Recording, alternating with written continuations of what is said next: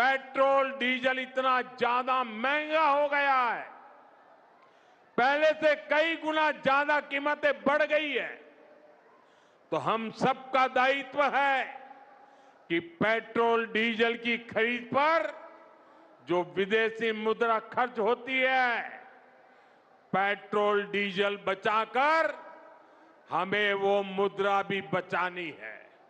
साथियों, गोल्ड यानी सोने की खरीद, लेकिन देश हित में हमको ये तय करना पड़ेगा कि साल भर तक घर में कोई भी फंक्शन हो, कोई भी कार्यक्रम हो, हम सोने के गहने नहीं खरीदेंगे।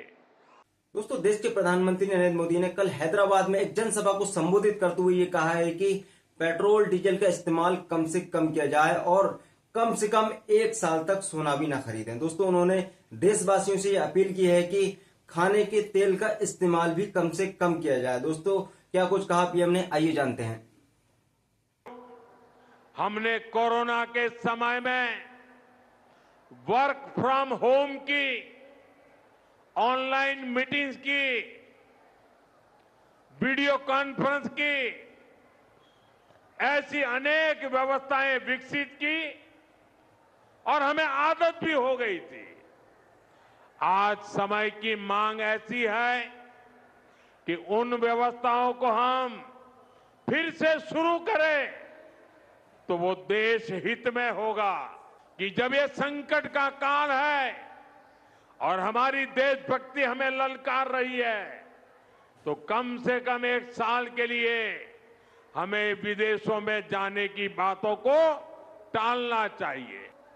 गोल्ड यानी सोने की खरीद कि साल भर तक घर में कोई भी फंक्शन हो, कोई भी कार्यक्रम हो, हम सोने के गहने नहीं खरीदेंगे, सोना नहीं खरीदेंगे। विदेशी मुद्रा बचाने के लिए हमारी देशभक्ति हमें चुनौती दे रही है और हमें इस चुनौती को स्वीकार करते हुए विदेशी मुद्रा को बचाना होगा।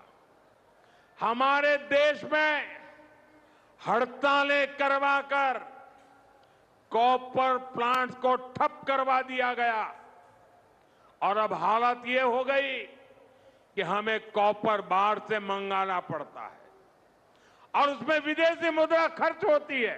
भारत को आत्मनिर्भर बनने से जो भी कदम रोकते हैं उनमें हमें दूरी बनानी होगी। मैं देश की अदालतों से भी आग्रह करूंगा कि ऐसी स्थिति आने पर देश हित में हमें कोई ना कोई रास्ता निकालने की तरफ बढ़ना चाहिए। साथियों, ऐसे ही खाने के तेल का भी है। इसके आयात के लिए भी बहुत बड़ी मात्रा में हमें विदेशी मुद्रा खर्च करनी पड़ती है। हर परिवार अगर खाने के तेल में, खाने का तेल का जो उपयोग करता है, अगर वो कुछ कमी करे, मैंने बार बार कहा है 10% कम करो।